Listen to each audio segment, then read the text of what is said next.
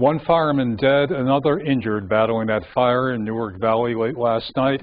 Jeremy Donovan was at a candlelight vigil in Owego this evening with the friends and family of a fallen comrade.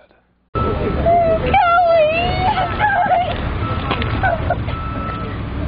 mean, everyone's feeling an emptiness tonight, wherever they may be serving their communities. A community mourns the loss of fireman Matthew Picari with a candlelight vigil.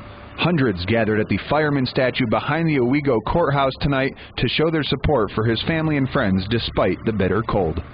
The fact that it's only 5 degrees outside tonight really doesn't matter to any of us. We would be here whether it was sunny and 70 or cold, dark, and 5 below. Songs, memories, and tears were shared in memory of Picari, but it wasn't just those that knew him best. Some didn't know him at all, but they all share a common bond in brotherhood. It doesn't matter what society or what group you're in. Once you're in, you feel like a brotherhood. It hurts the Owego Fire Department just as much as it hurts Newark Valley and all the other departments in Tioga and Broome County and across the state. Radigan says that when any fire department suffers a tragedy, it creates a ripple effect felt throughout the entire fraternity, just as it did last month after the shootings in Webster. It's a bond that stands the test of time, even after you're gone. Matt will be missed, and he served his community well, and the rest of us will take it from here. God bless you and your family. Everybody's going to be there for you no matter what. In Owego, Jeremy Donovan, Fox 40 HD News.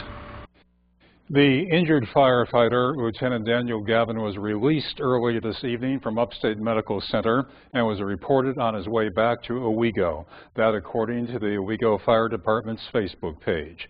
But before that bit of good news came, Kate Thornton was talking with those who worked with and respected both men for their work, their dedication, and their willingness to sacrifice for others. Matthew Picari is best described as a loving husband and father, an excellent football coach and great bowler, but he will forever be known as something greater. He's a hero.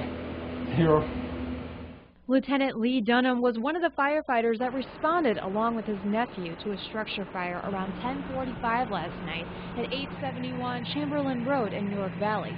Dunham was driving the water truck.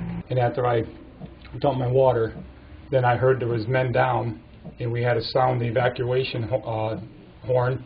We did that, and we didn't know who the firefighters were. Then came the news he hoped he would never have to hear. And then later on, Chief Jim Morris told me that was Maddie, my nephew, and it hit me hard.